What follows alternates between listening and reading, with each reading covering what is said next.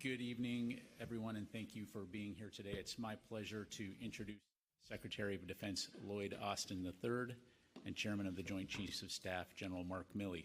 The Secretary and the Chairman will each deliver opening remarks, and then we'll have time to take a few questions.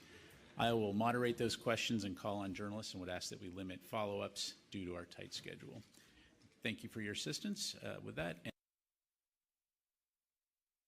you all for joining us today at Ramstein. We've just concluded the 8th Ukraine Defense Contact Group meeting, and it was great to start the new year by deepening our coordination as we work together for Ukraine's self-defense. As President Biden has said, this is a decisive decade for the world, and this is a decisive moment for Ukraine's struggle to defend itself. So this contact group will not slow down. We're going to continue to dig deep, and based upon the progress that we've made today, I'm confident that Ukraine's partners from around the globe are determined to meet this moment. The United States remains committed to leading in this coordinated effort, and this morning I was pleased to announce another major round of U.S. security assistance designed to meet Ukraine's urgent battlefield requirements. And this $2.5 billion package is one of our largest yet. It helps Ukraine meet its air defense needs with additional NASAMS munitions and 8 Avenger air defense systems. And this package also helps tackle Ukraine's urgent need for armor and combat vehicles. It includes 59 additional Bradley infantry fighting vehicles and 90 Stryker armored personnel carriers, 53 MRAPs, and 350 up-armored Humvees. And it will provide thousands more rounds of artillery. Now, we were honored to hear this morning from President Zelensky of Ukraine. And let me also thank several other brave Ukrainian leaders for joining us today. And that includes my good friend, Minister Oleksiy Reznikov, the Minister of Defense, and Lieutenant General Moishuk, the Deputy Chief of Defense. Their presentations gave us a firsthand account of what Ukraine's military and citizens are facing. Today's meeting focused on Ukraine's needs for air defense and armor. We also pushed hard on how to synchronize those donations and turn them into fully operational capabilities. And that means every step from donation to training to maintenance and then to sustainment. We also focused hard on how our collective and individual training efforts would be prosecuted. So, as you heard, President Biden recently announced the latest U.S. training initiative, and it builds on U.S. programs to train Ukrainian troops dating back to 2014. Other countries are stepping up with their own initiatives, and many are joining the European Union's military assistance mission. And meanwhile, we're also continuing to strengthen our defense industrial bases through the work of the National Armaments Directors under the auspices of this contact group. And all of these efforts underscore how much we've deepened our cooperation since the contact group began last April. Our work shows how much nations of goodwill can achieve when we work together. And it shows our long-term commitment to supporting Ukraine against Russia's unprovoked aggression. Now, as we saw again just days ago in Dnipro, Russia continues its assault on Ukraine's civilian and critical infrastructure. And Russia continues to bombard Ukraine's cities with cruise missiles and drones. But the Ukrainian people stand defiant and strong. And Ukrainian troops are bravely defending their country and their fellow citizens. As Russia's cruelty deepens, the resolve of this contact group grows. And that's clear from the announcements that we've heard today. And I'll start with air defense. Several countries have come forward with key donations that will help protect Ukraine's skies and cities and citizens. And France, and Germany, and the UK have all donated air defense systems to Ukraine, and that includes a Patriot battery from Germany. And that's especially important coming alongside our own contribution of a Patriot system.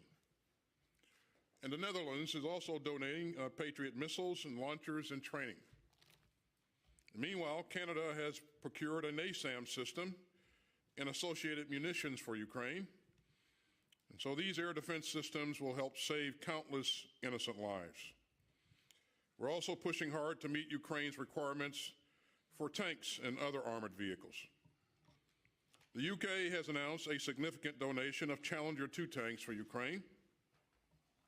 And this is the first introduction of Western main battle tanks into Ukraine. And I also commend our British allies for making this decision. And Sweden announced it's donating CV-90 infantry fighting vehicles and an additional donation soon of Archer howitzers. We've also heard inspiring and important new donation announcements from several other countries, and that includes Denmark, which will donate 19 howitzers. And Latvia is donating more Stingers and helicopters and other equipment. And Estonia is providing Ukraine with a significant new package of much-needed 155 millimeter howitzers and munitions. Now, all of today's announcements are direct results of our work at the contact group. And these important new commitments demonstrate the ongoing resolve of our allies and partners to help Ukraine defend itself. Because this isn't just about Ukraine's security, it's also about European security, and it's about global security. It's about the kind of world that we want to live in. And it's about the world that we want our children and grandchildren to inherit. The members of this contact group are standing up for a world where rules matter, and where rights matter, and where sovereignty is respected, and where people can choose their own path, free from tyranny and aggression. And I'm confident that this group will remain united, and we'll continue to build momentum. We'll support Ukraine against Russian aggression for the long haul, and we'll continue to work toward a free and secure Ukraine in a stable and decent world. And with that, let me turn it over to the chairman for his comments. Good afternoon, everyone, and thank you, Secretary Austin, for your leadership in this 8th Ukrainian contact group in support of Ukrainian freedom. And thanks as well to all the ministers and the CHODs, the chiefs of defense that were here, who represented 54 different countries today. A special thank you also to the Ukrainian Minister of Defense, Ryzhikov, and Deputy Chief of Defense, General Moisek. I had recently had an opportunity to meet with General Zaluzny in Poland, and General Moisek was here representing him. They all represent the exceptional bravery of the Ukrainian Army, and most importantly, the Ukrainian people. This week, after meeting General Zaluzny, I had an opportunity to visit some of the training and the mech infantry that we are doing at Grafenwehr here in a training area in Germany. Also had an opportunity to do some coordination meetings in Wiesbaden, and then attended the NATO CHODs military committee meeting where all the members of all the CHODs of NATO had an opportunity to meet, with one of the primary topics being support to Ukraine. And then, of course, this week, ending it today, this week, with the contact group. I think that over my 43 years in uniform, this is the most unified I've ever seen NATO, and I've dipped in and out of NATO over many, many years. The war has evolved over the last 11 months, but the mission of this group, this contact group under General Austin's leadership, under Secretary Austin's leadership, has remained the same.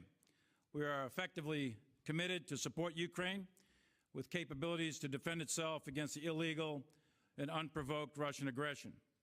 In the words of President Biden, Secretary Austin, and many other national leaders, as much as it takes for as long as it takes in order to keep Ukraine free, independent, and sovereign. These contact group meetings play an important role as we support Ukraine in the defense of its territory, and they are a clear, unambiguous demonstration of the unity and resolve of the allied nations. Yesterday, as Secretary Austin just mentioned, President Biden released our 30th security assistance package signifying our continued commitment to Ukraine. This package, combined with our previous one, includes combined arms maneuver capabilities with supporting artillery, equivalent to at least 2 combined arms maneuver brigades or 6 mech infantry battalions, 10 motorized infantry battalions, and 4 artillery battalions, along with a lot of other equipment. This package, this U.S. package, along with the Allied donations that were indicated today, signify our collective resolve and our commitment to Ukraine to protect their population from the indiscriminate Russian attacks and to provide the armor necessary to go on the offensive to liberate Russian-occupied Ukraine. Additionally, this week in Germany, we began battalion and brigade collective training that I had an opportunity to visit at the Combined Arms Maneuver Training Center here in Grafenwehr in support of the Ukrainian Army. That training, in addition to the equipment, will significantly increase Ukrainians' capability to defend itself from further Russian attacks and to go on the tactical and operational offensive to liberate the occupied areas. With the training that the United States and our partners are doing, the Ukrainians will advance their command and control, their tactics, techniques, and procedures, their ability to integrate fires with maneuver, and they will more effectively synchronize all of the combined arms in order to execute maneuver-based operations. The support that we discussed today in this contact group meeting, the training that we discussed today and the way ahead is really an extension of what's been going on since 2014, and today signifies a very real and tangible difference in the Ukraine's efforts to defend itself.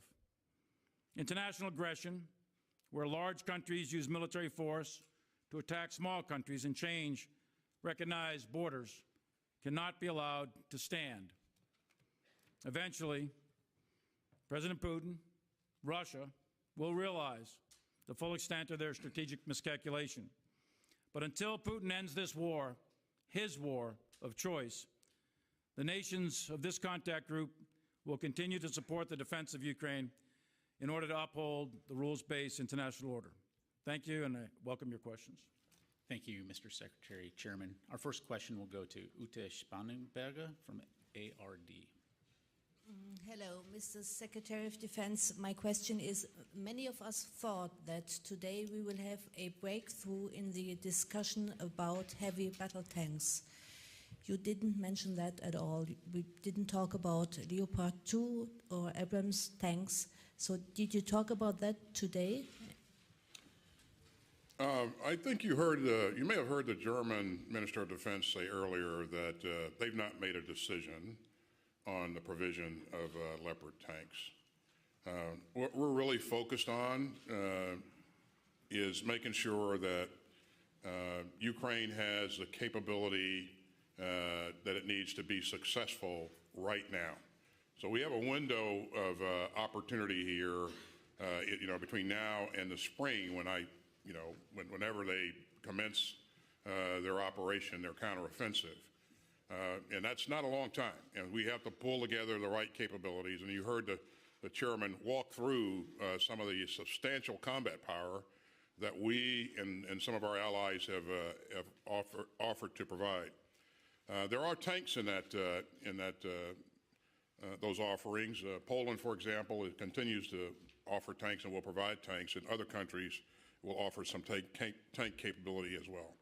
I don't have any announcements to make on M1s, and you heard the German Minister of Defense say that they've not made a decision on Leopards. So. Thank you. Our next question will go to Idris Ali, Reuters. Mr. Secretary, over the past week, a number of European countries have publicly pleaded with Germany to allow the transfer of their tanks. You met with your German counterpart yesterday, and like you said today, they still have not made a decision. Are you disappointed in the German position? And how can Germany still be seen as a reliable ally, given what is widely perceived as them dragging their feet on something so simple? And for the chairman, is there any prohibition on the use of American weapons by the Ukrainians in Crimea currently? And you've talked about how this war, like many others, has to end through a negotiated settlement. Is now the time for the Russians and Ukrainians to come to the table to talk about that? Thanks, Idris. First, let me say that this isn't really about one single platform. And so our goal, and I think we've been fairly successful at doing this and bringing together capability, is to provide the capability that Ukraine needs to be successful in the near term. And so you've heard us talk about 2 battalions of Bradley infantry fighting vehicles, very capable platform. 3 battalions or brigades worth of strikers. So you add that up, that's 2 brigades of combat power that the U.S. is providing, along with enablers and other things. So you look at Sweden providing a battalion of CV-90s, that's an armored personnel carrier. The Germans are providing mortars. The Poles are providing a battalion's worth of mechanized capability. You heard the chairman highlight 4 battalions of artillery, mechanized artillery that's being provided. So this is a very, very capable package, and they, if employed properly, it will enable them to be successful.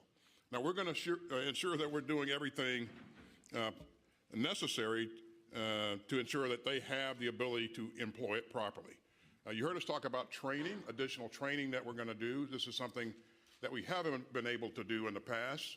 So, as we speak, troops are being linked up with Bradley infantry fighting vehicles, and they'll train for weeks, not only on just how to operate the vehicles, but also on how to properly set conditions for maneuver and then maneuver. And then, how to exploit opportunities, how to breach obstacles. So I think this will be a really, really capable package that we put together. And I really do believe that it will enable the Ukrainians to be successful going forward. So this is not dependent upon a single platform. This is a combined arms effort that we brought together that I truly believe is going to provide them the best opportunity for success. And it was on your first question, typically we're not going to discuss, I don't discuss either prohibitions or permissions, authorities on the use of weapons, et cetera. That goes towards rules of engagement. We don't typically discuss those in a public forum. On the second question, President Biden, President Zelensky, and most of the leaders of Europe have said that this war is likely to end in a negotiation. And from a military standpoint, this is a very, very difficult fight. This fight stretches all the way from right now, so the front line goes from all the way from Kharkiv down to Kherson, and there's significant fighting ongoing, and it's more or less a static front line right this minute, with the exception of Bakhmut and Soledar, where there's significant offensive action going on really from both sides. The distance, that for the United States, that's about from, I guess, Washington, D.C. to Atlanta. So that is a significant amount of territory. And in that territory are still remaining a lot of Russian forces in Russian-occupied Ukraine. So from a military standpoint, I still maintain that for this year, it would be very, very difficult to militarily eject the Russian forces from every inch of Ukrainian-occupied or Russian-occupied Ukraine. That doesn't mean it can't happen, doesn't mean it won't happen, but it'd be very, very difficult. I think what can happen is a continued defense, stabilizing the front. I think it's possible to clearly do that. And I think it's depending on the delivery and training of all of this equipment, I do think it's very, very possible for the Ukrainians to run a significant tactical or even operational level offensive operation to liberate as much Ukrainian territory as possible. And then we'll see where it goes. But I do think at the end of the day, this war, like many wars in the past, will end at some sort of negotiating table, and that'll be determined in terms of timing by the leaders of both countries, both Russia and Ukraine. President Putin could end this war today. He started it. It's his war of choice, and he could end it today because it's turning into an absolute catastrophe for Russia. Massive amounts of casualties, lots of other damage to the Russian military, et cetera. So he should and could end this war right now, right today. Thank you. Our next question will go to Anselm Stern, ZDF. Thank you very much. Mr. Secretary, is Germany doing enough in order to show real leadership in Europe? Thank you. Yes, but we can all do more, and the United States and every other member of the UDC can do more. Germany has contributed a lot to this campaign. From the very beginning, we saw them cycle in air defense capability, the Gepards, the Patriots most recently, IRIS-T. They've stepped up and offered to provide the Martyrs. They will provide those Martyrs and conduct the training on those platforms. We are training Ukrainian soldiers on maneuver and other things and specialty things here in Germany as well. So Germany continues to open its doors and make the training areas and facilities available for us to continue to do the work that we need to do. And Germany is also training troops and training battalion and brigade headquarters. So, they have a big oar in the water like the rest of the contact group does, and they're working hand in hand with the rest of our colleagues here. So I think Idris asked me earlier if Germany was a leader. Was that the right question there, Idris? How can you see them as a reliable ally? Oh, yeah, okay, yeah. They are a reliable ally, and they've been that way for a very, very long time, and I truly believe that they'll continue to be a reliable ally going forward. Not to mention, they have, Germany is host to 39,000 of my troops and their families, and also 10,000 civilians here. And so we've had a great relationship throughout over the years, and I will continue to have that great relationship. And Germany will continue to exercise leadership going forward. So. Thank you. Our next question will go to Dan Lamothe, Washington Post. Good evening, gentlemen. Thanks for your time today. Secretary Austin, a number of lawmakers and observers have said that at this point, it makes sense to send a small number of Abrams tanks, if only to encourage Germany to unlock the Leopard tanks that they have not sent. Is that feasible? And if not, why not? And for the chairman, please, given the amount of armor the United States and allies are sending at this point, how confident are you that they can put together a coherent offensive in the coming months? To what extent, to the extent you can, what might that look like? And separately, you just referenced the large number of casualties. Can you give us any update on what you're seeing at this point for casualties on both sides? Thanks.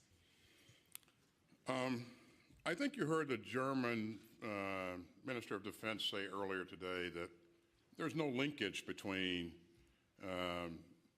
providing M1s and providing Leopards. And I think he was pretty clear about that. So this notion of unlocking, in my mind, it's not an issue, and more importantly, in his mind as well.